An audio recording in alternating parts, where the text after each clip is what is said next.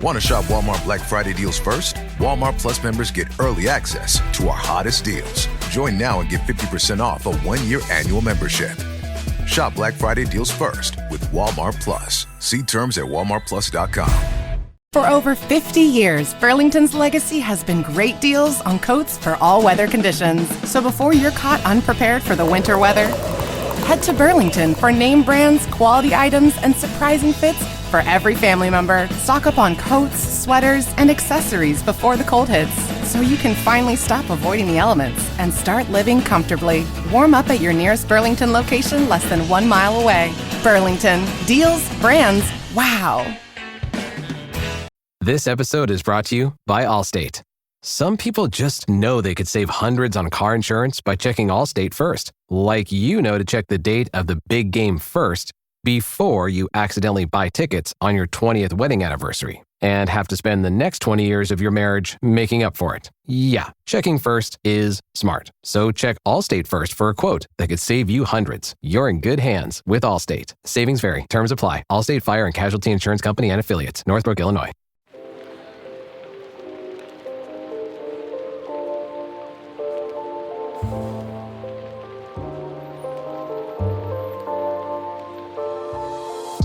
Welcome to Book Talk for Book Talk, a literary podcast where we deep dive into the writings of your favorite novels, as well as discuss all things books. Today we are joined by Savannah Gilbo, a developmental editor, book coach, and podcaster. We are excited to learn more about Savannah's journey and how she coaches others to start and finish their own novel. Welcome, Savannah. Welcome. Oh. Hi, ladies. Thank you. Thank you so much for having me. I'm a huge fan of your podcast, so it's so fun to be on this side of it today. And we're going to nerd out. I'm very excited. I don't know why I didn't think you actually listened to the podcast. I just was like, I just was like, oh no, we're just going to become like random internet friends, which we are, but that's funny. I didn't think. No. You guys should see my, if I could pull it up here real quick. It's like, this is my little buddy. So I love it. Thank you. Oh, thank you. Yeah, it's always a surprise to us for some reason that anyone listens. We're just like, what? Yeah.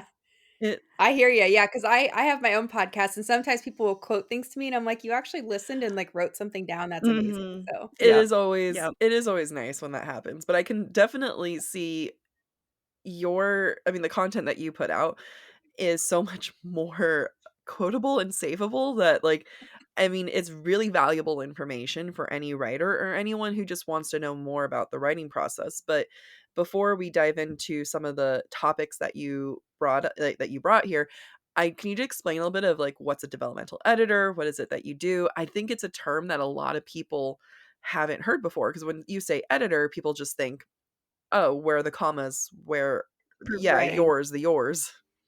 Right, which please don't ever come to me for commas, because that is not my strength. So I have two things that I do that people are like, what the heck are those things? So I'm a developmental editor and I'm a book coach. So they kind of go hand in hand. And basically what I do is I just help people who want to write books, write those books and write something that works and they're proud of. So on the coaching side, that usually looks like, people come to me and they're like, I have this idea, or I want to write a book like Crescent City or whatever that piece of their idea is. And then I say, okay, well, here's a framework that I've used with many authors. We're going to put your idea through kind of that framework and help you, flesh out the pieces that you might not have all the way figured out or whatever, and get to that finished draft. And then as an editor, sometimes I come in midway through the process when people are stuck, or at the very end. And it's kind of like, okay, here's what you have. Does this work? If it doesn't, what can be improved? If you have pieces that work, how do we highlight those and make them more cohesive? So it's kind of like if you're a writer having a buddy in your back pocket that, you tell me your ideas and I reflect them back to you and help you produce what you're trying to produce. Because writing is lonely. You do it by yourself. Yeah. You don't know if you're making sense until someone else views it, So you're a writer's Jiminy Cricket is what you're telling me. Fairy godmother, Jiminy Cricket, yeah, whatever. Because whatever you want to call it. I don't think people understand like how like weird and emotional the writing journey is, of like sometimes Mhm. it's just like I have written the best line in the entire world, and then there's other times where I'm like I've never seen worse shit in my life. This is the worst book. Yeah. I hate everything I've done. And it's nice to have someone with you to just say like, "Hey, you're okay. Like this is good. Like let's work this out. Let's flush it out. Yeah. Maybe some of the feelings are you have are valid, maybe they're not. Maybe you're just in your head." Well, and to that point, it's funny because as you were saying that, I'm like, yeah, both of those things happen. Both can be true at any given Mhm. time. Both can be true at the same time, Yeah. right? Like you can write a great sentence in a scene that doesn't work. Mhm. That's Mhm. okay. It doesn't mean anything. It just means what's on the page isn't quite working or what's on the page is beautiful. Says nothing about your ability to write a great novel. So, yeah, it is a very can be a lonely process. It's also um it's so funny because no matter what happens, like, let's say you write a book and you're like, "I wish I was more proud of that," you get the emotions. Or if Mhm. you write a Mhm. book and you read it back and you're like, "This actually feels like it's a real novel," Yeah. you get the emotions. So it's like it's emotional. Yeah, Mhm. I have a friend who's in the early stages of her developmental editing career, and so she's helped me out with my book, and I just also like to imagine, like, describe the developmental editor as, like, someone who just brings really good points, and you're just like, "Damn it." Yeah, It's the thing because like, Amy and I are in the process of doing the summer book club, and there are great books, like, no book will ever be absolutely perfect, and that's okay, right, but there's so many books that we've already discussed that if someone was just with them through the process to say, "Hey, you talked about this early on," or "You're right. this character may not make sense." I think it makes a world of difference.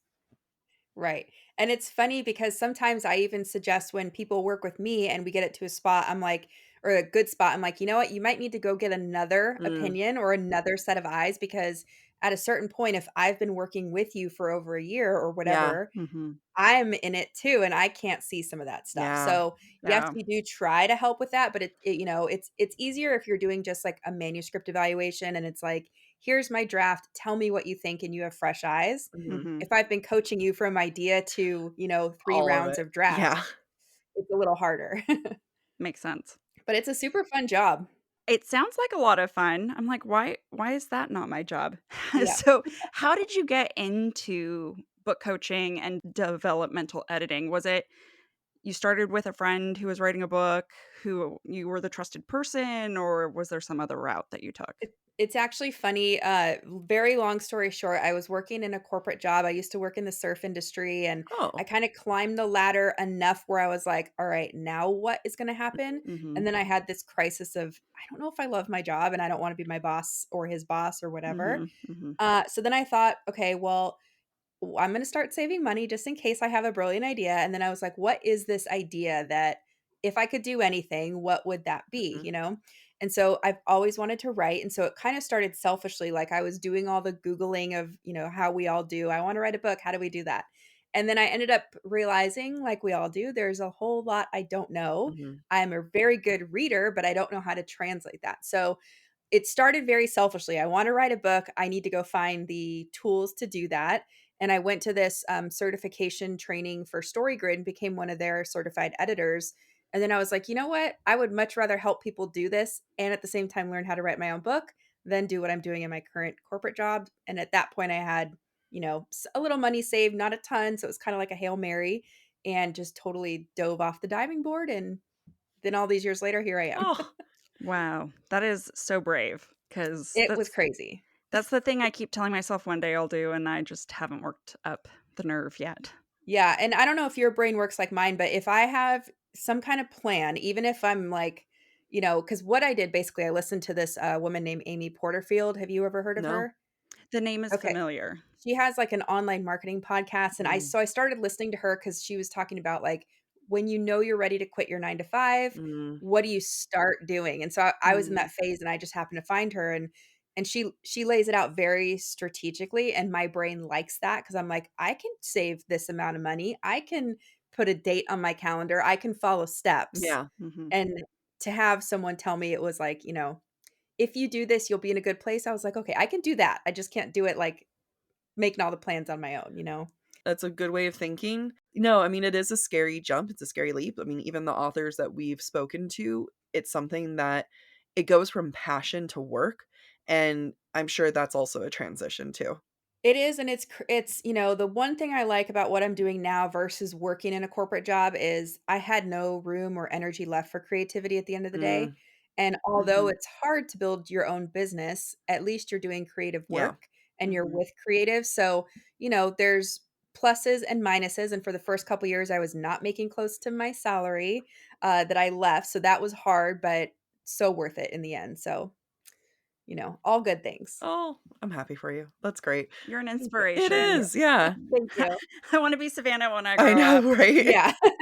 Well, and what a great way to surround yourself with books, and you already have a podcast that talks about books all day. You guys are readers and writers and It's the dream. yeah, It's definitely the it's the dream dream. to quit. I need to find that podcast and I will send it to you yes, after please. this. Yes, please. Lovely. Thank you. So, should we dive into some of the points that you wonderfully put together for us today? Sure, and actually, since you guys are both writers, I kinda wanna ask you, like, when you were starting out, I'm sure you did the things I did, which is, like, how Google, "How do I write a book? How do I structure my story? How do I write characters?" Right? So, what tell me a little bit about your experience when you started, and then we can talk about if I were coaching you or giving you advice, the 5 questions we could start with. Okay. Amy, do you wanna go first? Because I think both of us Sure. kinda have a similar answer. Yeah, and my journey has been over, gosh, 15 years. Gosh, that just hurts my soul.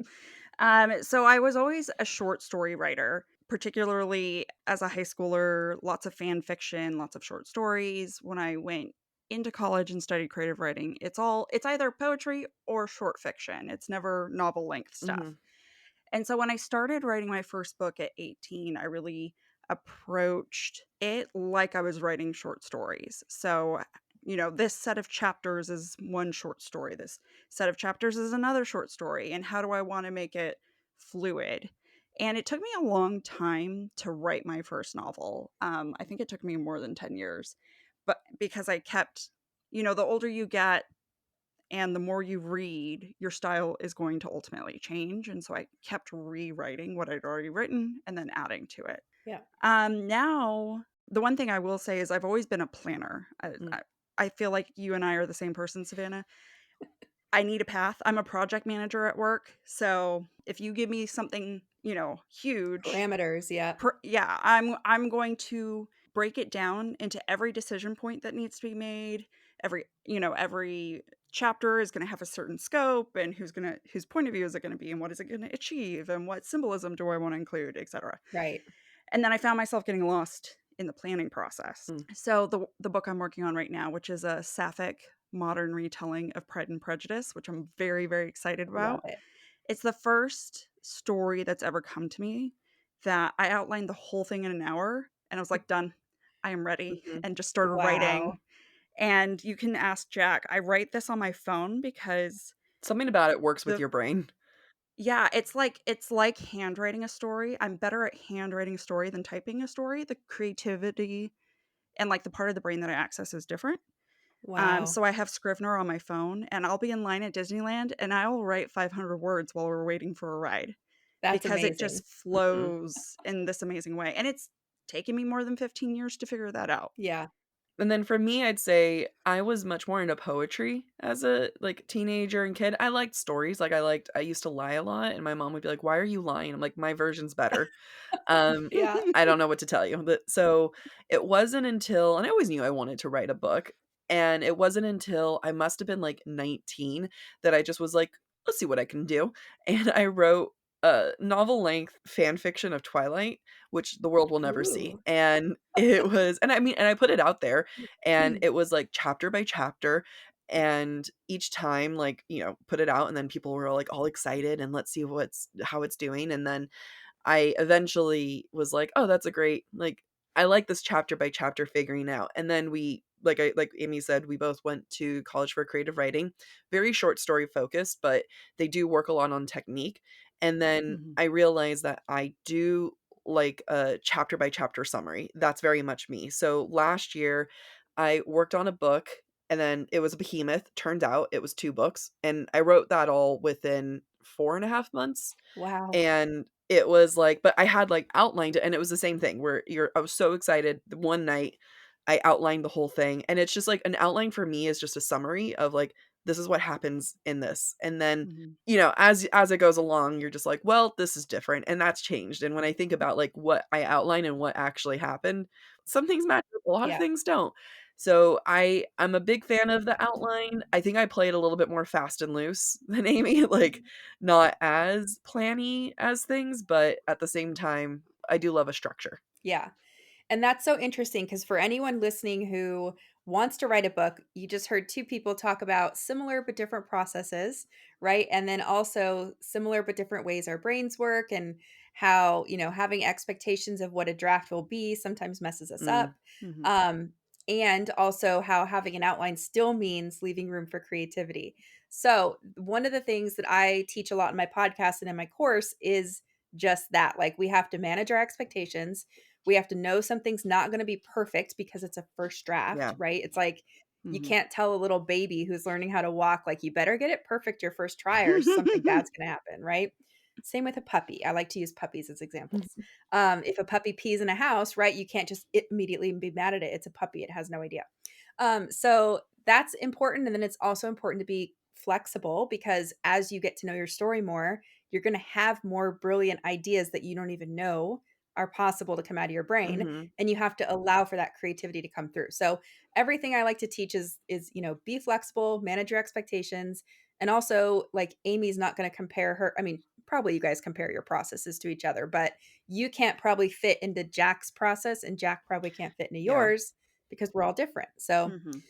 with all of that in mind, the thing I recommend we start with is 5 questions, and they're not like you have to answer these perfectly or your idea Mhm. sucks. It's like, let's just see what pieces you have to work with, and then we can use the other pieces that you know to inform the blank spots. So, is it okay if I run through those Yeah. now? Oh my Yeah. god. Okay. So, and maybe you guys can like, if anything comes up as we're talking, you can fill in the blanks for your own Yeah. stories. But the first question I would say to you or to any writer is, why do you want to write this particular story? So, in Amy's situation, why do you want to write this like Pride and Prejudice inspired book, right? What is it about that story that speaks to your heart? And it could be like, there's surface level answers like, I love the characters, the idea just came out of me, Mhm. it feels fun. I'm excited to sit down and read it or write it, right? Then there could be the underneath side. So, like, what is it about these characters that what is that like message in you that's going to come out through these characters? And what is that thing if you had to give a prescription to the world about how to make the world or love or life or friendship or whatever better? What would your prescription be? So I like to dig into Mm. that because it really can help inform the theme of your story, the different like little topics you explore in your story, conflict and things like that. So I always start there and then that of course will deepen and change and grow as the story grows. Thoughts there before we keep Yeah, going? quick rapid fire answers. You and me, Amy. Yeah, I love that question because the answer came to me right away, and it actually speaks to a very shameful part of something that I once did at the age of 18 or 19. And on the surface level, I'm queer. I should be writing about queerness. And I love Pride and Prejudice. I read every type of adaptation possible. So it just makes sense. And I'm really excited about it. On the other hand, the actual element and message of the story reflects a poor assumption or choice on my part, and how if I could go back in time, I would redo it. And these characters are going through the same experience, but they're Mhm. going to get to resolve what I was never able to resolve. Ours are Yeah. freakishly aligned. Mine is mine's based off of relatively based off of a true story, and there was just like moments in this like time where I was like, "Oh, that's a funny." Like there would just be some times where I'd be like, "That was a funny moment. That was a funny moment." And there were so many funny moments that I just was like, "Well, what if I took the funny moments and had a different path to get there?" And ultimately, the difference is what if my heroine was braver than me and actually made that step towards, the best friend that they're in love with type thing. So it's Yeah. like it is funny how similar where it's like there is as much as like I would say both of our characters, Amy's because I've read some of hers and obviously I've read mine, they're not like us. It Mhm. is interesting how there's still the little tiny core bit of us in there. Yeah. Yeah. And I think that's true for almost everybody who wants to write a book, whether they consciously can acknowledge that or not.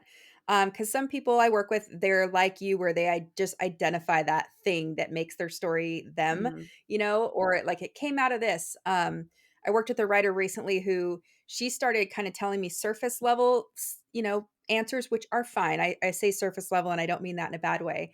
But it was like all these exciting things she had planned. And then as I kept kind of asking her, well, tell me more about that, or like, dig into that a little more. We got to this thing of my best friend passed away when we were young, Mm. and we both loved fantasy, and we would, kind of had this little book club in high school and things like that. And so she was like, what better way to kind of immortalize my best friend than to make her the protagonist and give her the life she never got? And I was Oh. like, "That's Yeah. amazing." Right? So, no matter we sometimes don't think we have these deeper reasons, but we do, Mhm. and they usually speak to younger versions of ourselves and the things we needed to hear or Mhm. know, or it's exactly what you guys are saying, redoing a thing in our past that we wish we could have explored the other side of it. Or sometimes it's just like, what do we hope? Mhm. What do we Mhm, hope mhm. can be true? And so that's like the first thing we dig into is just what comes out, and it could start very surface level. That's fine. But if you're listening and you're one of those writers that's like, I don't think I have anything deeper, it'll probably come to you. Yeah. And always Mhm. just ask why. If let's say that you don't think you have anything deeper and you like reading romance, Mhm. you can even say like, well, what do I like about that? Like what's the common themes I like in that? And usually we're writing something similar to what we like to Yeah. read in most Oh, cases. yeah. Yeah, makes sense. So this question kind of lays the foundation for everything, because let's say that one of you told me, I mean, it sounds like you guys are both writing something that has to do with love and Yeah, we're relationships. both Mhm. So romance. there we go. So if let's say you were like, okay, I don't really know much beyond that, but I kind of want to do something like this and I know a little bit about my character. The next thing we need to do is determine what genre our story is. Mhm. So there's two ways I look at this. One is like, where is it going to sit on the bookshelf? That's our commercial genre slash marketing category. So obviously, like there's so many layers to romance. It could be contemporary romance, Mhm. historical romance, romantasy, right? Like Yeah. Mhm. there's so many things it could be. So you guys what might be writing similar stories in terms of the makeup, but they might sit on totally different bookshelves. Sure. Yeah. And so then the thing we need to get underneath that, and romance is kind of an easier example of this, but underneath that there's a content genre. So it's like, okay, if one of you is writing historical romance and the other is writing contemporary, you're still both writing a Mm. romance. Mhm. So the makeup of the story is going to be similar. It's just going to be presented Yeah. differently. But an example I like to use is something like young adult fantasy, right? Mhm. We could go to the young adult fantasy shelf. We could pick up a book that is a young adult romantasy, Mhm. or like very heavy romance. We could pick up one that's a mystery about solving a crime Mhm. in a fantasy world. It could be a thriller. It could be a true action story. It could be anything, Yep. right? Mhm. Any combination of those things as well. So we need to identify that genre underneath that marketing category, Mhm. because that helps us construct the story we're trying to tell. Because you both know, right? Love is like we meet, we go through this like courting, we have our inner wounds start popping up, and then we maybe break up or Yeah. separate, and then we get the happily ever after. Like there's a Mhm. framework to all of these genres. So it's helpful and important to identify what those are. That's great. Thank you. Yeah. I'm just like sitting here taking it all in. I'm like, yeah, this is awesome. Yeah.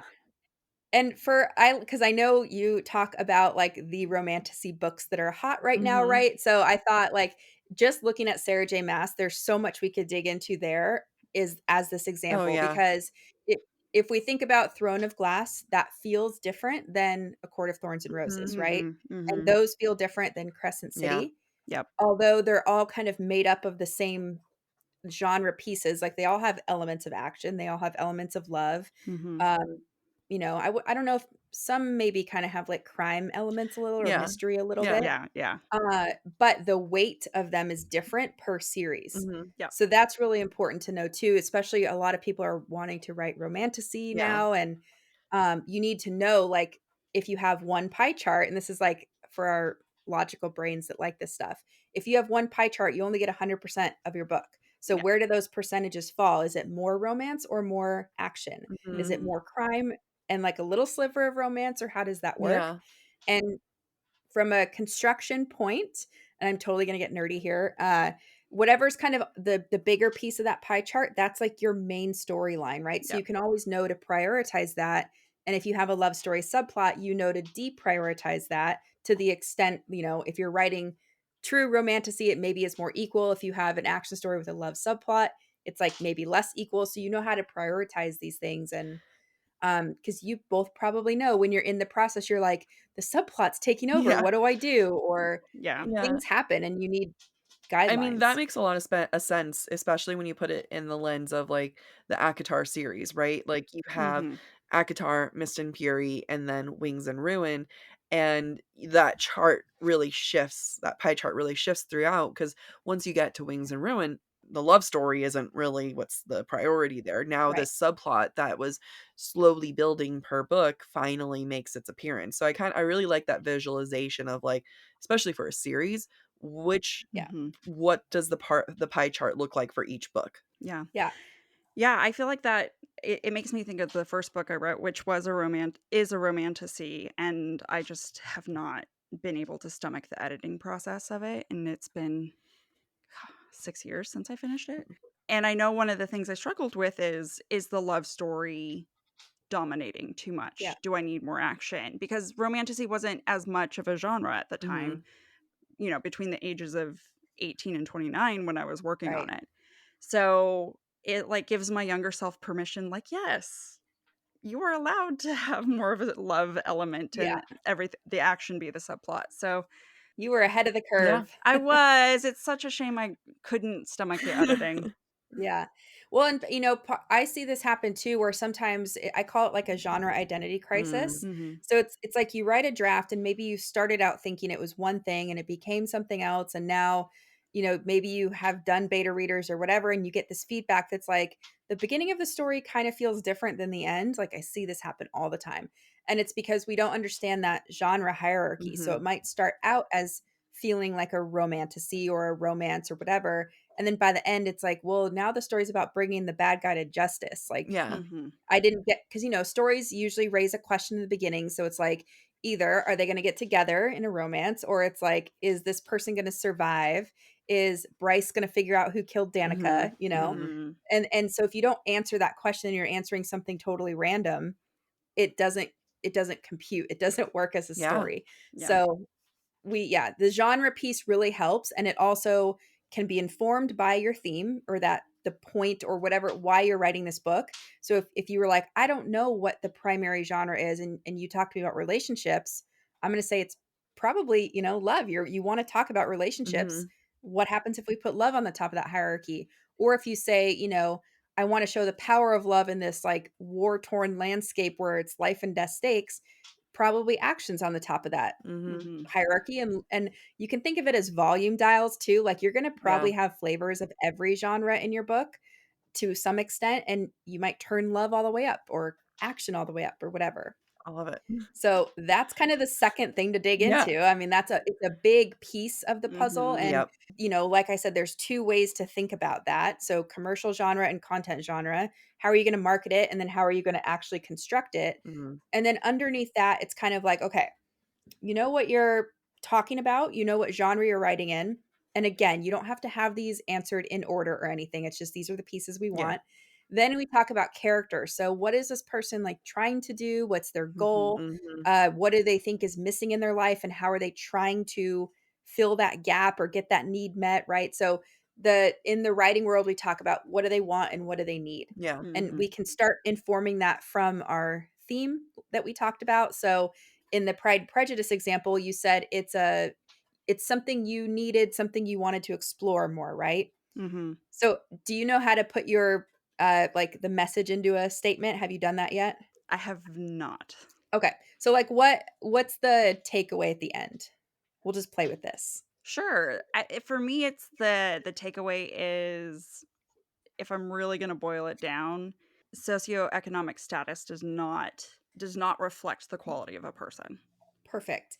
Okay, so just based on that, that's great, because boiling it down, obviously that can change, it can sharpen, it can do whatever. I honestly think the more like generic and universal, the better, because that speaks to more people. Mhm. But let's take that and say, okay, so your character at the beginning is either like a victim of that world where they, this is true, or there's someone who believes that, and Mhm. or there's someone who believes that, right? So Yeah. then the plot is going to challenge them to learn that takeaway Mhm. or reject it if it's a negative story, but probably not since it's a love story. And that is also what the readers will take away because the journey has expressed that, right? So it's really cool because you might say, well, I know that my protagonist is like, he owns an estate. He's trying to, I don't know, win this horse race, the big horse race of the year, whatever. I'm totally making this up. But underneath that, you might not know, like, what is this about? And you can go back to that question of what are you trying to say? What are you trying to show to Mhm. get their starting state? So all these things start really working together, which is pretty fun. Yeah. Yeah. I guess, like, for mine, I would say, what happens if you put your own fears and insecurities aside? Yeah, which is great. That's, like, the main like, what happens if you actually tried, did the thing that we're all scared of, and then, Right. obviously, there's gonna be, like, hardship and, all this other Right. stuff that happens, so, what happens when you're faced with all of it, I guess? Yeah, and I like to think of it as cause and effect. So you guys Yeah. you can both turn this into cause and effect where it's like when you act in spite of those fears or you step out and do the brave thing that no one else would do, what do you get as a result? You get love, Mhm. intimate connections, relationships, whatever. Or it could even you could change that out and say when you take the brave step and push yourself outside your comfort zone, that's what it takes to survive in this war-torn landscape, Yeah. or to Mhm. solve the mystery. So it's like a cause and effect, and that cause is what's the lesson or the theme. The effect is kind of how the plot is solved or that takeaway. Mm. You're really good at what you're Yeah. doing. I'm just like, I do it every day. I do "Wow. it every day. Wow." But this is why I like to start with these 5 Yeah. questions because let's say that you were like, "I don't know what my protagonist wants and needs." Mhm. We could literally go to that statement you just said, and I could throw things out at Yeah. you, and you could be like, "Yeah, Mhm. that one fits," Yep. you know? Yep. So, it's pretty cool, and if you think about something like, we could do the same thing for, Bryce, Mhm. right, in Crescent City. So, what does she want? She wants to find out who killed Danica, right? She wants to figure out Mhm. what happened. What does she need? Yeah. Yeah. Acceptance, closure, Healing. the truth, Yeah. This is um like I don't know how to describe it, like, from the writer's point of view, but it's, like, soul piercing. Like, it's just like, "Okay, yeah, you're right. These are things I do need to think about." it's cool though, Yes. right? I think like it can be scary because it feels probably for both of you because you're in the writing process, you're like, panic because what if I didn't do this right, Yeah, yeah. Right, right, right, right. You'll know because when I know that, Jack, you're querying, you Yeah. said, so you might get feedback that identifies one of these issues, or you might not, and that's, we hope you don't, and then you can say, "Okay, I think all these pieces are working," but if you did get feedback that's like, "I'm just not connecting to your Mhm. character," it could be because that, like, starting state of, let's see, what did you say? So maybe they're not taking action, Yeah. they're not my dog's It's snoring, can you okay. guys hear that? It's so Um, cute. so they're not taking action, they're kind of a wallflower, like whatever that Yeah. is expressed in the beginning. If I were to get a query response that says, "I'm not connecting to your character and I knew this about your story," I'd say, "Let's go back and make sure that we understand why she's a Yeah. wallflower in the beginning or Yeah. Mm. why she's being the way she is," because there's the answer, the piece of Yep. the puzzle the agent's not seeing, and it's not on the page. So we need to make sure it's on the page. And that's what's so hard because there's, like, so like, I'm like, "How am I supposed to put the nuance and everything into this 300-word summary and just, like, be like, there's" Yeah. I mean, someone said in the Reddit was like, "This seems like this could be resolved with a conversation." I'm like, "Can it all? Isn't this all Yeah. resolved with a You're conversation?" like, "Yeah." But isn't that half a You're book like, out "Even there? this can be resolved with a Yeah, conversation." so but, like, to their point where it's like, "Okay, well, what is it that I need to add that shows that they Mhm. can't have that conversation then?" Yes.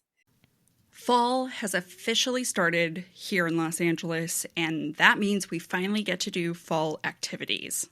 I have been counting down the days for when I can go to pumpkin patches, maybe even hit up an apple orchard, and I get to do all of it looking super cute in my Quince boyfriend sweater. This weather is perfect for my dark academia vibes, and I'm so excited to bust out my washable silk blouse because I'm going to be taking pictures. Quince is known for their Mongolian cashmere sweaters from $50. And that's not all. Quince has so many other amazing things on their website.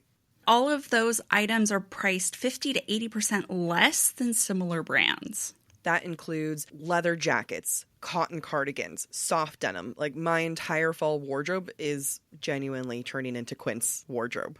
By partnering directly with top factories and cutting out the cost of the middleman, we get savings as the customer.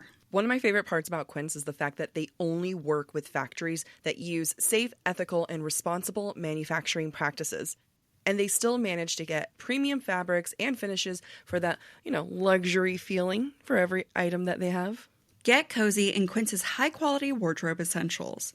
Go to quince.com/booktalk for free shipping on your order and 365-day returns.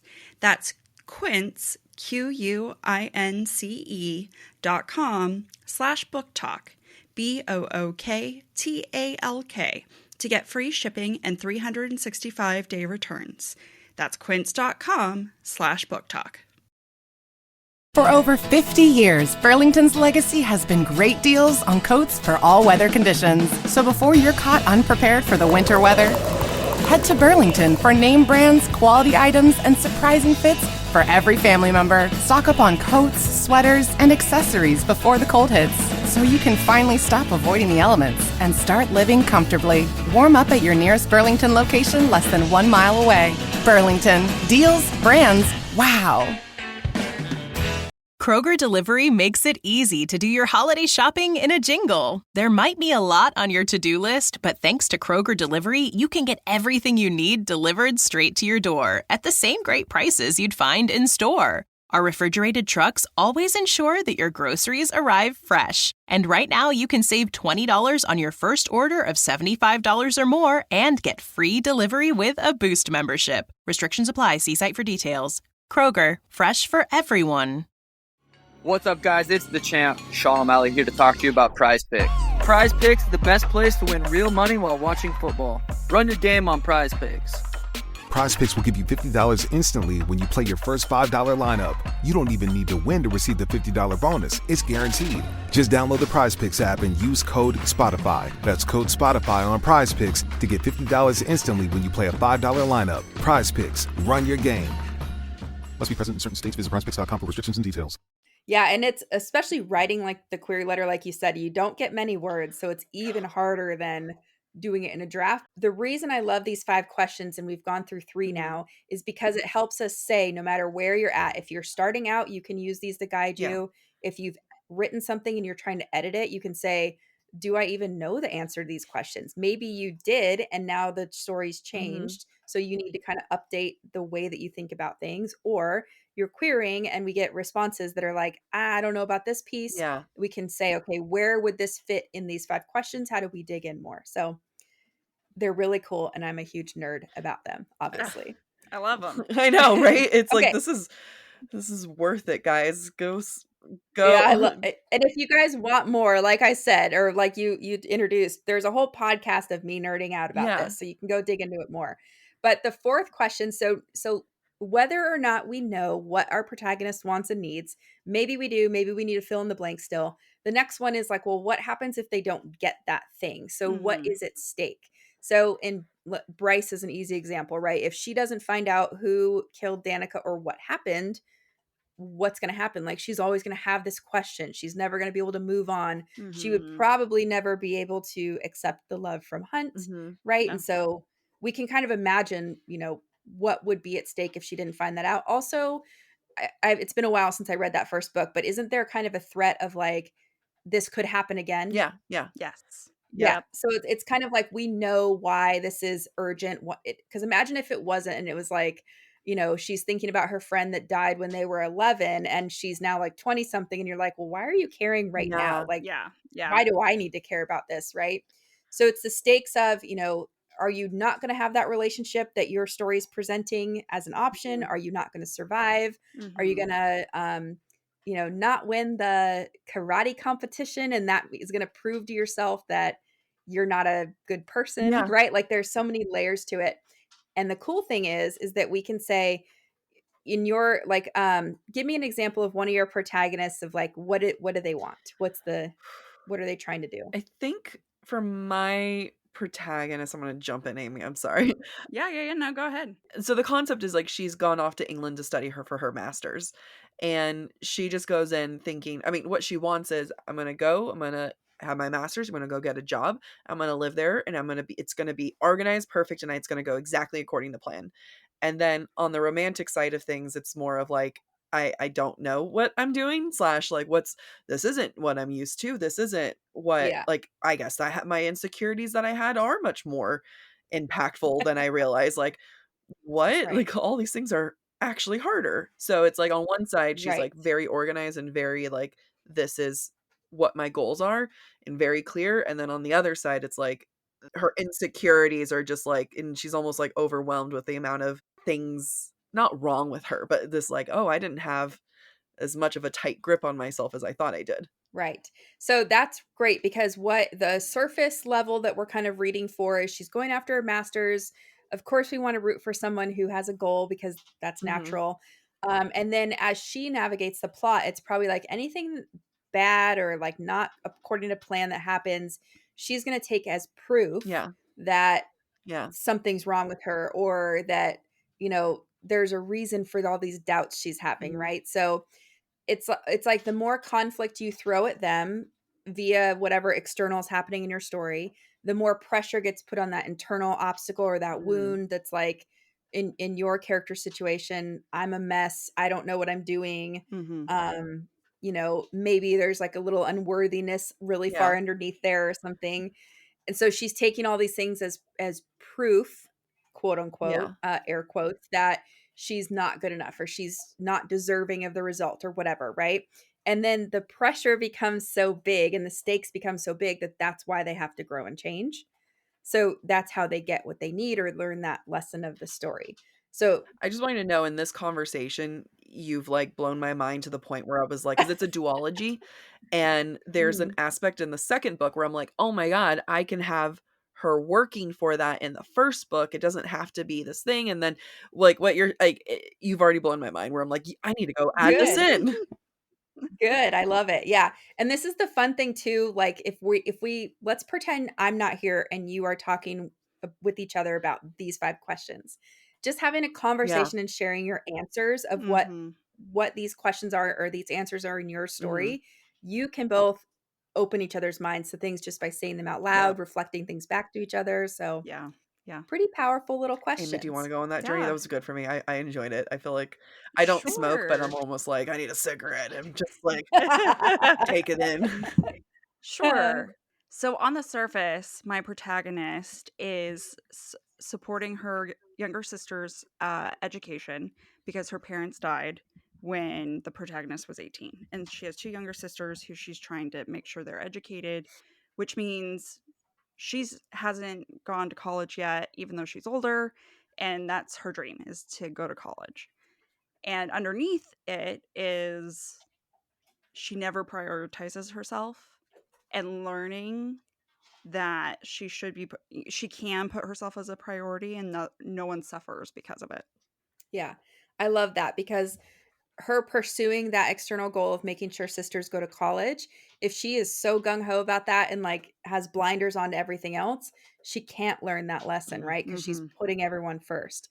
So I'm imagining things are going to go awry and there's going to be conflict, and she's going to have to. This is a great setup to choose follow that or put myself first because I cannot Mm-hmm. do both in this situation. Mm-hmm. I mean, how great of a tough choice is that, right? Yeah. So it's and she's going to think probably that not meeting the external stakes or not sending her sister to college is going to prove something bad about her, but it's not that. It's this other lesson you need to learn, that if you learn that, you're going to succeed in being a better sister anyway. Yeah. Yeah. Right. So it's like all kind of pieced together, which is really cool. So good sign for both of you. When I'm listening to your stories, I'm like, all the pieces are there so far. You guys are doing really great. The validation, you have no idea how much it means to me. So Yeah. Words So of affirmation. yeah. yeah, no, so far no red flags. So we'll keep going. Yes. So then the next question, the final question is kind of what happens in the beginning, middle, and end. And this is not a question to scare anybody. It's not like you need to know every plot point. It's just in general. Let's take a love story, right? In the beginning, the characters meet. Yeah. They somehow get stuck together or they're in the Mhm. same proximity, whatever that means. In the middle, they kind of have this like upward arc of falling in love or Mhm. becoming closer. Their internal obstacle drags them down. They break up, right? So that's kind of in the middle. And then by the end, do they get back together or Yeah. not? Yeah. So Mhm. the cool thing is once you know your content genre, it tells you what this shape is generically. And then it can even give you more information kind of underneath. Like I just did a very high level love story, right? But there's other things that your content genre can tell you. Like usually there's a rival love interest or a rival something pulling your attention in a different direction, whether it's a Mhm. person or a job or whatever. There's usually like intimacy rituals between the characters. So like inside jokes or like, Mhm. the one always knows the other's coffee order or Yeah. whatever. Just like these little things that show the intimacy is growing. So you can get all this kind of, it's like a generic blueprint from your genre. And then you say, which pieces do I want? Probably most of them because you fall in love with the version of the type of story you're trying to Yeah. tell in general. And then you can say, like, how do I make them mine based on my idea? So if Amy and Jack are both writing love stories, you're going to have a lovers meet Yeah. scene, but they're going to look totally different, right? So, Yeah. um, so what I recommend is like if you could write a couple sentences about each, and it could be very each beginning, middle, and end. It could be very generic, like character A and character B meet. Mhm. They get put on the same job together, so they're stuck together for the rest of the summer working on this project. And then that's like the beginning, right? So then in the Mhm. middle, as they work on the project, they get to know each other and they find out they have the same wound of like younger sibling died and they feel responsible, so they get brought together. But then that wound is like, I don't want to lose somebody else. Mhm. So I get scared, we break up. And then by the end, how do we come back together? So it's just kind Mhm. of showing yourself, here's the layout of how things are going to unfold, and you have this little Yeah. roadmap so that by the end you're not saying, and then we brought the bad guy to justice in this love story, Yeah. right? Yeah. Yeah. Okay, you go. Amy, you Well, I can yeah, tell I when mean, you you don't don't. you don't have to do it right I now. was I'm not going to put you on well, the I spot, but think, okay, so I'm gonna this is gonna be a bitch for me, so I'm gonna have to figure out how to yeah, edit this for all this. Do you want me to You go go first? I first, can because go I know first. what I'm gonna say, and I'm gonna have to edit all of it out because I don't wanna spoil the ending for mine. Sure, So, sure. well, okay, just you can tell us the beginning and middle if okay, you want. I'm gonna That's fine. figure it out. So, mine is a duology, and I'm calling it a slowmance, and this is, like, not a point of contention, but this is, like, one that I'm, like, very firm that I believe in, but, others may not be as believing in it. It was written as one giant book, and then I realized there was a natural middle point, and they don't get together in the first book. They don't even kiss in the first book. It is like angst. It is, I mean, they have like they sleep with other people. There's like a whole thing, and it is like I describe it as like the Luke and Lorelai. Like you want the build up. The second book they finally get together, and then they do the whole third act breakup, and then get everything. But like that first book is really that super angsty drive. So it's like the first book doesn't have a happily ever after, but it's a duology. So they both do. So ultimately it is a romance. So I've been like, that question I've been receiving is like, how, like, is it a romance? It's not a happily ever after. I'm like, but it is when you look at it in the concept of a duology. The second book, it is a ultimately it's a happily ever after. Yeah. And so I have so many questions about this because is it in a contemporary setting? Yes. Yeah. Okay. Is there anything, so let's see, what did you say earlier? Is there anything about what's happening in the plot that could inform us of like what it's like romance and something. So like what is the something? Friends and lovers. I Like mean, it's I don't know what the something is. It's romance and yeah, like cuz like Slow slow burn. burn? Yeah, I don't know how to Slow burns are trope I though. know. well, because I'm thinking like if I'm agents and I know you're querying and if you market it as a true romance, they will probably expect each book to have a happily ever Mhm. after. So Mhm. there's a couple things, like, not that we need to go totally down this this road, but you can do it so, because happily ever after doesn't always have to mean they're together and they're like married and in love Yeah. and whatever. What is Okay. a version of happily ever after? And maybe like She you know that you can put it in your query. Oh, okay. Yes. That was yeah, because, like, in the first book, she kinda, like, really, because this is gonna be, like, a mid to plus size character, and in the first book, she like, is done dirty by a different guy, and it just kinda messes her up with her potential with the guy that she actually cares for, her best friend, and at the end, she's just kind of like, "I don't want my body issues to get the best of it." So it's like the ending is both heartbreaking because I want her to, like, not end up with him in the first book, but she's also, like, very inspiring in the sense of, like, "You know what? I'm choosing me. I'm not going to let myself get caught up in my pride and my insecurities, and I'm gonna really work on me." So, Yeah. that's how that You know ends. what? Commercially, you might have a women's fiction book. Whoa. I don't even know what that I didn't Mm. even know that was a women's fiction book. Look look it up because I'm women's saving that. fiction can have again, volume dials, right? It can have a lot of romance, but the overarching thing is the woman steps into her power, she's inspiring, Mm. she has this like all the things in her life contribute to this growth, Yeah. including love. So, something to think about. So what happens when the first book is women's fiction and the second book is romance? Like, what happens?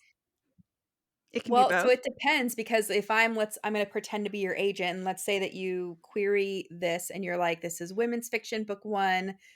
I would say to you, "Okay, so for book 2, is there a way that they are getting their happily ever after romance with kind of a women's fiction feeling to 'Cause she it?" does start her own business, and she, like, makes him freaking work for it, and, like, Yeah. very much Yeah.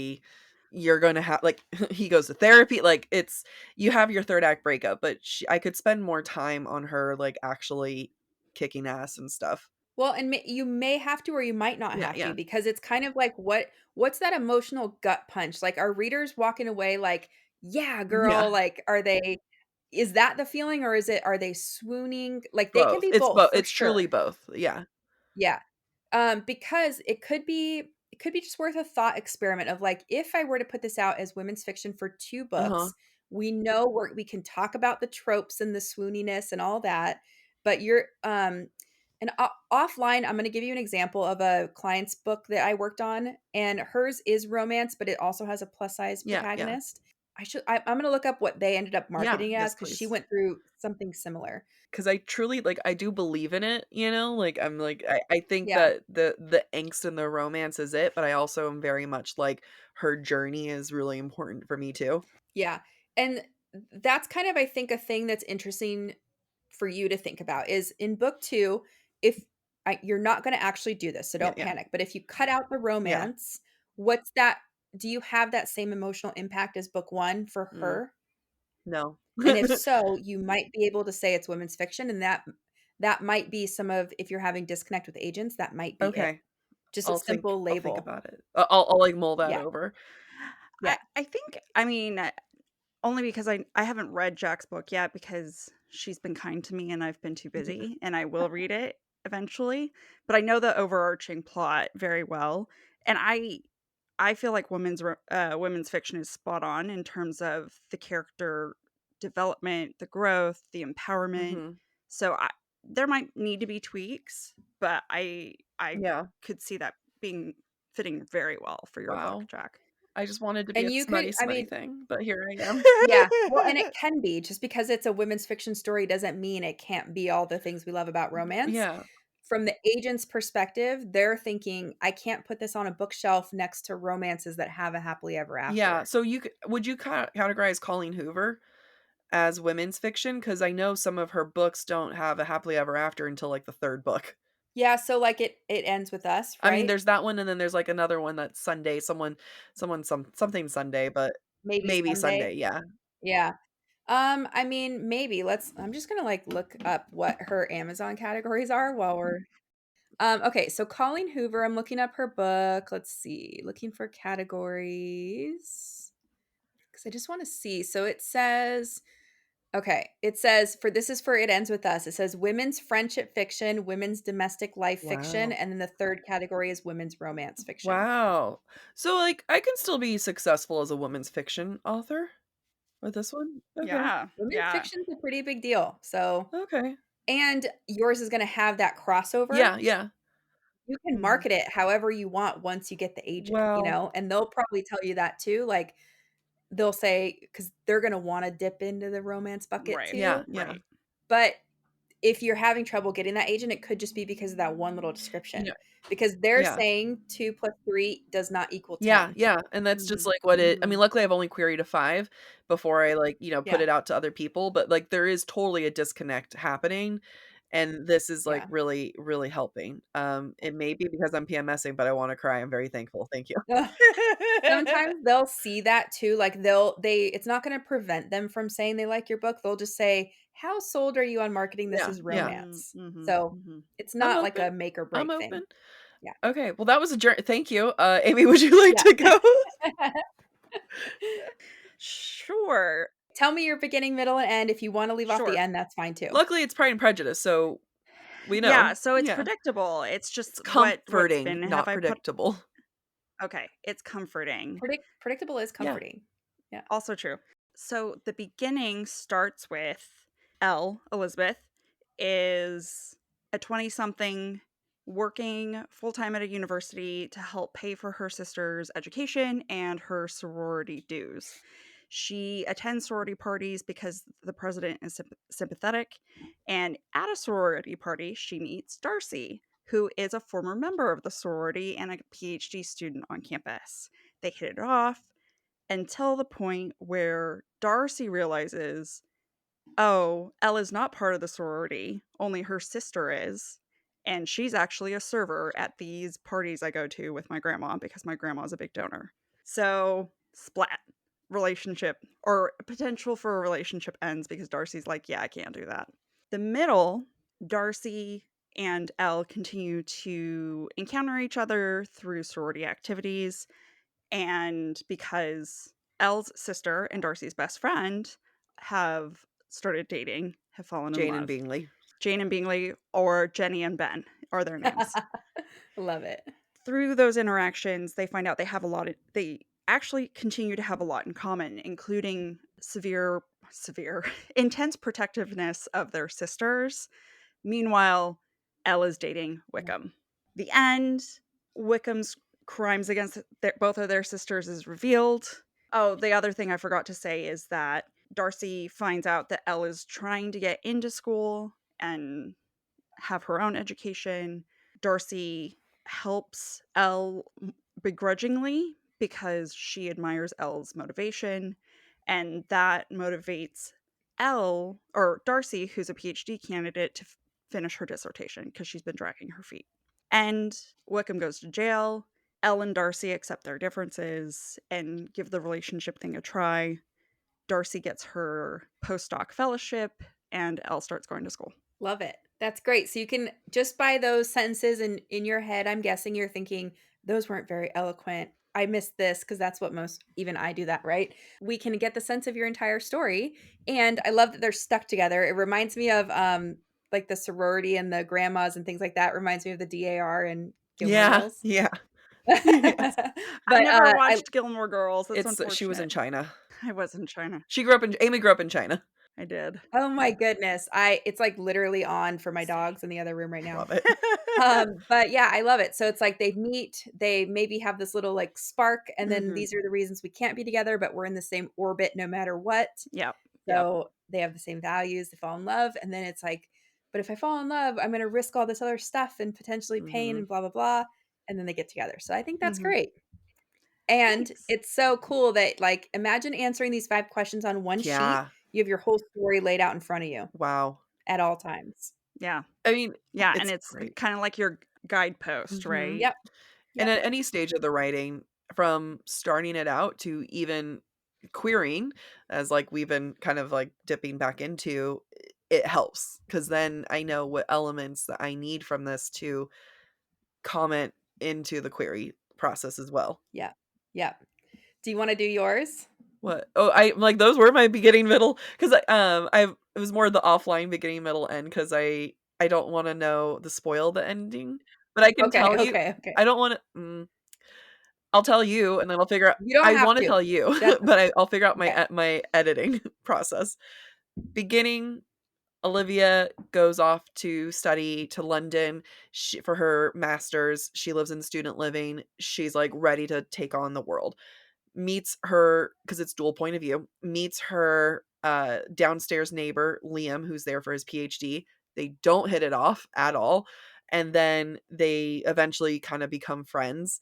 And in the process, in the middle, she gets she starts to try to date someone else, and then he kicks her out immediately after sex, and it really impacts her mental health as well as like the way that she views herself. She's faced, and in the middle, like Liam's faced with like his own family, like his father kind of trying to pressure him to take over the family stuff. And at the end, her being like, wait a minute, I just let this dipshit asshole ruin my chance with my friend that I really do care for. Both of them have taken up my life. I hate this. Yeah. I'm pulling the plug on everything. Yeah, kind of. Yeah. Yeah. Yeah, so that's I like that too because they're if we were looking at it through the romance lens, they're stuck together in that proximity. She's trying something else that isn't quite Mhm. working. That's messing with the relationship that could be. But what I even like more is what's above that is she's having like a journey Yeah. of her own. Yeah. So, And I think on also like something from the second book, which is like an internship that will essentially like if she does well this internship, they'll guarantee her a visa to stay. The second book just starts with her getting it, and it's supposed to be a very hard, very, intensive thing internship. Well, why am I not spending the first book having her apply, trying to get it, like filling in the things and doing all the stuff Mm, to be able to get the internship. So, you know, mhm. I think that could be really cool, and then I love that at the end, it's like she's saying, "You know what? It's not about either guy. I'm doing my own thing. yeah. I'm going I'm Yeah. doing it." Yeah. Yeah, it's Maybe, like, amazing. at the end, because like, she gets accepted really early in the first book. Maybe at the end, she gets accepted of the in the or she gets accepted early on in the Oh, second book. So maybe the yeah. ending, I just get her acceptance letter towards the very end too. Yeah, because then it's You kind could of bookending the start Yeah. of her master's program I mean, and and she'll still the be start in of her the master's program, but start the right. internship in the second book. Yeah. Yeah. Holy god. Yeah, that could be Savannah, cool. god damn it. I like I like that there's, like, an external goal that kind of acts as a measuring tape too, so it's like, Mhm. we know what's happening, and then she's going through all this other stuff on the way there. Yeah. Yeah, so those are the 5 questions. If we were to kind of wrap this up, I'll go through 'em really quick again. What point is the story making, or what's the theme, that message, that key takeaway? What is your genre? Both like where is it going to sit on the bookshelf, and then what kind of Mhm. story is it underneath? What does the protagonist want and need? So what's their goal, and what do they need to learn? Which is that theme. What's at stake for the protagonist, and then what happens in the beginning, middle, and Mhm. end? And if you are someone who's writing a book, and I encourage you two to both do this too, put it on one sheet of paper and just put it in your like writing notebook or on your screen, Mhm. a little sticky Yeah, note yeah. too. Just have that with you. Wow. Or frame it and put it on your wall, Jack. That too. I mean, it's gonna be competing with Mr. Captain Raccoon, so we'll He figure. could Yeah, he could be holding it. Oh my god, he could be. that He would be could be. cute. It It can can be go right next to it's him because he can keep you on I track. that's right. know. It's his ship manifesto. Yeah. That's adorable. Before we wrap up, thank you again so much for coming. The insight that you've provided has both invigorated me and hurt my brain. So I'm very excited. You need a nap. I need more sushi. I'm excited because like Amy and I are going to Disney tomorrow, and it's just gonna be the two of us. So all we're gonna do is be like, we're not talking, we're Writing gonna on be our writing, phones. leave me alone. There you go. But I do have some like some interests, like people were curious. So this is more of like for anyone who wants to become a developmental editor, and what does that journey look like? So what type of edits do you leave for future edits, like for future editors, and what are the things you focus on? I think you touched on that a little bit, that you don't necessarily look at the like, the grammar, the Yeah. other stuff, but just more of like the hard hitting points of the story. Yeah, so I'm looking for like the big picture. Does it work? Are there plot holes? Is what you've set up for the character development, is there like a streamlined arc Mhm. there, or is there gaps in that? Is it in most cases, it's things like that you know the answers to these things, but they're not on the Yeah. page. So it's my job to call out like I know that there's a character arc. I'm not seeing it. So how do we get that on the page? I want to make sure that if you're writing what a story of whatever genre, you're meeting those expectations readers have and things like that. So it's very big picture. Mhm. It's things like, do you need 7 point of view characters or can you deal with Yeah. 4? Mhm. Things like that, and just making sure I like to think of it as like I'm the backstop. So like you guys throw a draft at me and I say, "Okay, well, to match what you want it to be, you need to do these things Mm, or Yeah. think mhm. about these things to make it better." Wow. And then the other question was, what do you do to get better at your craft? Because it's like you're obviously very good at it. So how do you get to that point? Because I don't know your background. I don't know if there's like a college course No on this. college. Like Nope. it's but obviously the talent is there. So how do you build on that? How do you get there, and how do you keep honing that? Yeah, so in the beginning, I took two different certification courses, one through StoryGrid and the other through Author Accelerator. And I'm a big believer if I want to learn something and someone has gone before me and they have that Yeah. knowledge, I'm going to pay them to share their knowledge with me because I want to learn faster. Mhm. So that's what I did. For anyone who's not going to do that, that doesn't want to become an editor, I highly recommend looking like pick something. So it could be a character arc. Like if you love Crescent City and you love Bryce's arc, go back through that book and just like list out what are the things you notice about her arc. How does she change? So like deconstruct it and then you'll understand it in a way that is going to blow your Hmm. mind. Same with something like scene structure. Just pick up a chapter and say, can I even identify where these scenes are? Mhm. Is there one scene? Are there 3 scenes? Where like what is the character's goal in that scene? Like you just pick an element of storytelling you want to understand Yeah. more and go look at what that looks like and pick it apart. Even the difference of what's third person omniscient versus third person limited. Go Mhm. get 2 books, one of each, and say what is the Yeah. difference. Um, it's a huge thing. If you wanna see structure, one of my favorite examples of this is I worked with a writer who wanted to write, like, a Hallmark romance novel, Mm. Okay. and I was like, "Okay, well, your homework is to just go binge, like, 10 Hallmark movies, and I want you to write down the gist of what happens in the arc, Yeah. and just internalize it." So, studying our favorite books is Oh my huge. god, thank you. I Yeah. I'm blown away by you and your, everything that you've said, and, selfishly being able to take like pick your brain there. And I will Yeah. 100% be sending you my query letter after I update Yeah, it. do it. And Do it. yeah,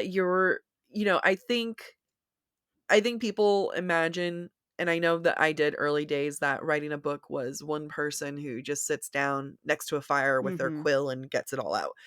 And I think that it's more than okay to not just recognize, but embrace the community and the team that it takes, Right. because Mhm. at the end of the day, it's art that we're putting out. And like, if Taylor Swift can have Jack Antonoff, can have, everyone there help with like producing and everything to make the best album Right. possible, why can't an author do the same thing?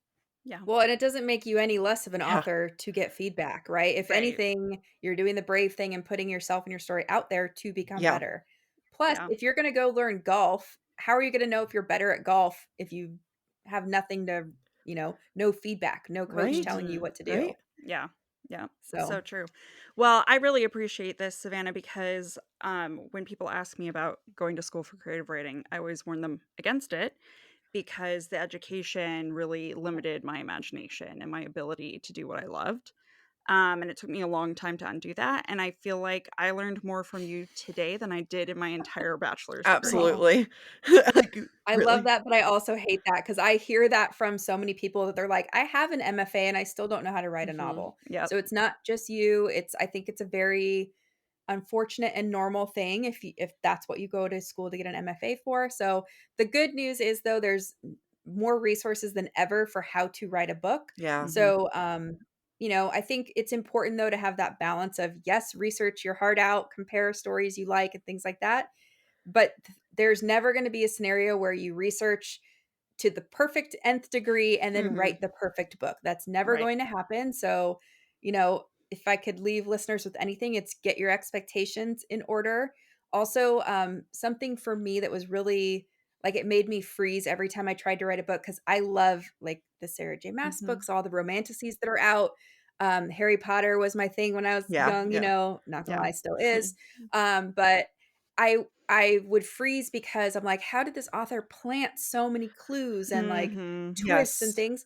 That does not and will never happen on a first or second draft. Mhm. So like you will if this helps listeners, write the crappy first draft, write your second draft and get the plot and everything figured Mhm. out. You can go back and plant things and weave things Yeah. together later. That is what most people do. Yeah. So I mean, Yeah. even one of the elements that I'm not going to leave in here, so I'm gonna have a hint, a little clue, but one of the elements that you helped me offline with what to add, I'm not rewriting the entire book. I'm adding scenes. So it doesn't have to be as daunting or intimidating. It's just finding the moments that make sense. So, the Yeah. editing process isn't as scary as it seems. I Yeah. have a writer right now who she's done outlining book 2 of a series and her book 1 is she's querying with it and we're finding things in the book 2 outline where we're like we should change this side character in book 1 to be like Jane in book 2 because it just makes Yeah, yeah. cohesion between the books and it's like not a big deal or we add in one line that sets up something for book 2 Absolutely. Yeah. Mhm. and Mhm. she finished book 1 like I don't know 6 or 8 months ago and she's been Yeah. querying. So it's like it's not the end of the world. And Yeah. trust the process that you will be able to do what you see in published Mhm. books, just not on the first or Yeah. second draft. Yeah. I think for me, one of the roadblocks in my own brain has always been the concept of draft and final. Yeah. Because I don't it feels I hate the fact that I have to do 6 drafts, really? Yeah. Um, but so just in this conversation, I'm like, okay, let's rephrase it in a way that I understand. And that's Yeah. phases. Phase 1 is laying the groundwork. Yeah. Phase 2, honing the plot. Phase 3, weaving in these Yeah, things. yeah. Yeah. Um, and my brain, for whatever reason, accepts that more than Yeah, the and idea of actually draft. this is something I teach in my course, but I talk about the idea of a discovery draft, whether that's an outline for you or it could be like free flowing synopsis that goes for 8 pages of your whole Mhm. story. It could be an entire draft, but it's you discovering all these things in your brain that you don't even Yeah. know. And then when the editing you self edit, you go through 4 phases. These are the ones I teach that it's big picture, so it's like story Mhm. edits. Are Mhm. you getting rid of a character? Are you sharpening an arc? Are you, putting in a key scene that you missed or whatever. And then after you're done with the big picture things and you're like, okay, I'm not deleting anybody now. I'm Yeah. not totally changing my story. I'm going to go in and edit the Yeah. scenes. So is there enough Mhm. tension in the scenes? Am I opening questions and closing or giving answers to those, whatever.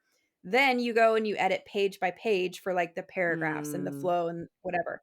Then you go to the sentences and the spelling and grammar. So it's like there are phases, there are Mhm. stages, and you might stay in that discovery draft for 2 or 3 Yeah, drafts. yeah, And Yeah. that doesn't mean anything. It's not like you're a bad writer because you do that. It's just that's your process. And that's why I encourage people to go through that stage as fast as you mhm. can. Write an Mhm. outline as fast as you can. Write a crappy first draft as fast as you can. You'll have more to work with for those other stages. Yeah. Makes sense. Makes sense. So where can you let our listeners know where to find you, your social, Yep. where to listen to you, where to submit to you, if they also have a book that they would like Sure. to work with you on? Yeah, so my website is just savannahgilbo.com. We can put that in the Yeah, show yeah. notes. I'll send you the links. And then on Instagram, I'm at savannah.gilbo. My podcast is called Fiction Writing Made Easy, and you can find that wherever you listen to podcasts. Thank you so much for being here. I Yeah, thank you for so having me. grateful, and you're close, so we should all meet up. We should, and we could even do a live recording about something else. Oh I don't know, yeah. whatever. We should do an episode if you guys want. You can take this out of the episode, but when one of you starts your next book, we can do like let's brainstorm and get like the groundwork done together. I love it. Real life coaching. So excited. I'm so excited because I have so much to Yeah. think of. Yeah, so there's like another one that Yeah. I have going on where I mean, like, yeah, yes. I could keep talking forever, so I'm gonna I know I could too. But yeah, I'm here if you guys ever want to do future episodes, if you Yeah. need like a third party for any book you want to talk And about, we read the exact same not that we books, would so. provide anything for your podcast, but Yes. if you ever want us on, let us know. No, I would love it. Maybe that day when we record like a first coaching session Yeah. or something, we could do it on Yeah, both. absolutely. Oh, That would yeah. be That'd be fun. great. Yeah. That would be Yeah. awesome. Oh my god. But yeah, I always recommend your guys' podcast to everyone because I Oh, love it. A lot of the thank people you. in my world read all the books you guys talk about. Oh, So thank you. That's Yeah. amazing. yeah. Okay, we'll definitely have to meet up. I mean, we were gonna have to meet Yeah. up beforehand, but now extra, so I know. And now I'm like, maybe we could go to Disneyland do you have a pass? together. Oh, yeah. We have a Because pass. no one ever wants to go there with me. So I'm like, We Oh, have a Disney pass. We'll let you know, I when love our it. next Disney one. I think we have one more, and then we're blocked for the summer months because pass. But Yeah. then yeah, no, we'll coordinate Disney days. well, again, thank you so much, Savannah. We look forward to chatting again soon. And yeah, listeners, if you have any more questions, be sure to check out Savannah's website, her Yep. Instagram, and have a wonderful Have a weekend. wonderful weekend, day, life. Like, God bless. you. It's Thank you for having me. And thank you all for listening. Bye.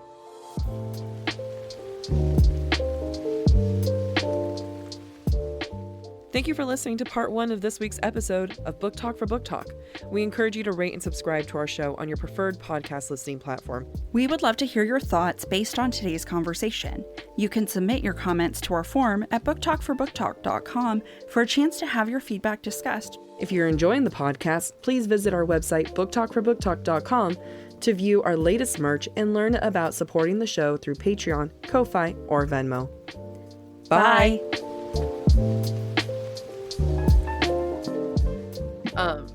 Do I look like you? Do we look alike? Do we?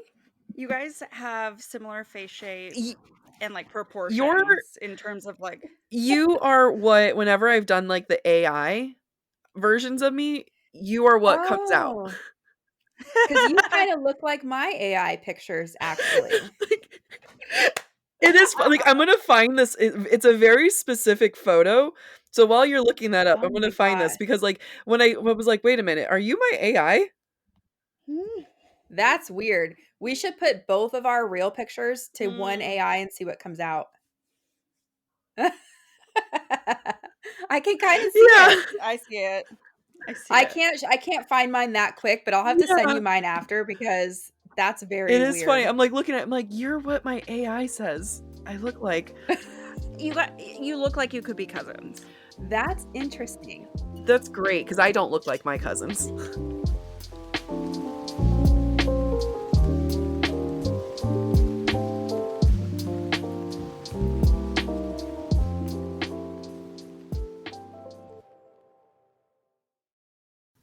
Fall has officially started here in Los Angeles, and that means we finally get to do fall activities. I have been counting down the days for when I can go to pumpkin patches, maybe even hit up an apple orchard, and I get to do all of it looking super cute in my Quince boyfriend sweater. This weather is perfect for my dark academia vibes, and I'm so excited to bust out my washable silk blouse because you know I'm going to be taking pictures. Quince is known for their Mongolian cashmere sweaters from $50. And that's not all. Quince has so many other amazing things on their website. All of those items are priced 50 to 80% less than similar brands. That includes leather jackets, cotton cardigans, soft denim. Like, my entire fall wardrobe is genuinely turning into Quince wardrobe. By partnering directly with top factories and cutting out the cost of the middleman, we get savings as the customer. One of my favorite parts about Quince is the fact that they only work with factories that use safe, ethical, and responsible manufacturing practices. And they still manage to get premium fabrics and finishes for that, luxury feeling for every item that they have. Get cozy in Quince's high-quality wardrobe essentials. Go to quince.com/booktalk for free shipping on your order and 365-day returns.